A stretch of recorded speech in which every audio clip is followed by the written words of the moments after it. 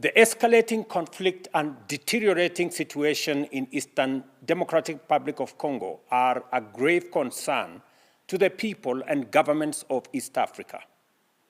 Noting the worsening humanitarian crisis exacerbated by ongoing military actions, including the closure of airspace in Goma, I call for the immediate and unconditional cessation of hostilities.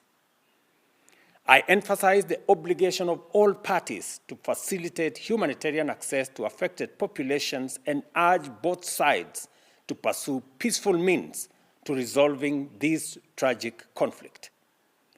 These alarming developments, coupled with rising diplomatic tensions in the region, underscore the urgent need for peaceful resolution to a conflict that continues to inflict untold suffering on the people, particularly women and children.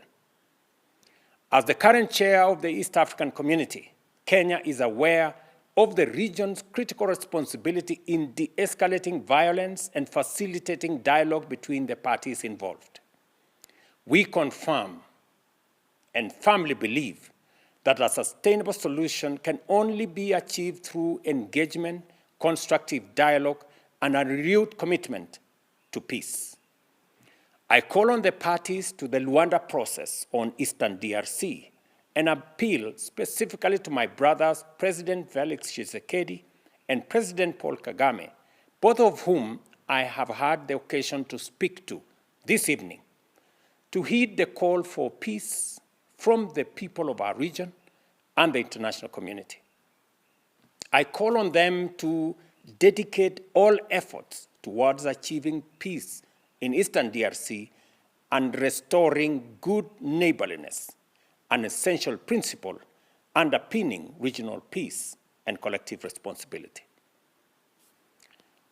Consequently, and having consulted with the heads of state of our region, we will be convening an extraordinary East African Community Summit within the next 48 hours to facilitate and to deliberate on this crisis and chart a way forward.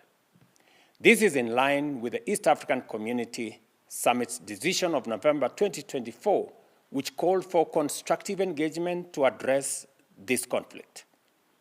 I thank both President Tshisekedi and President Kagame for their confirmed participation in this summit. Additionally, the African Union must not remain passive in the face of this escalating crisis. The East African Community stands ready to forge a stronger collaboration with the African Union and SADC, as well as the international community in encouraging the warring parties to prioritize engagement.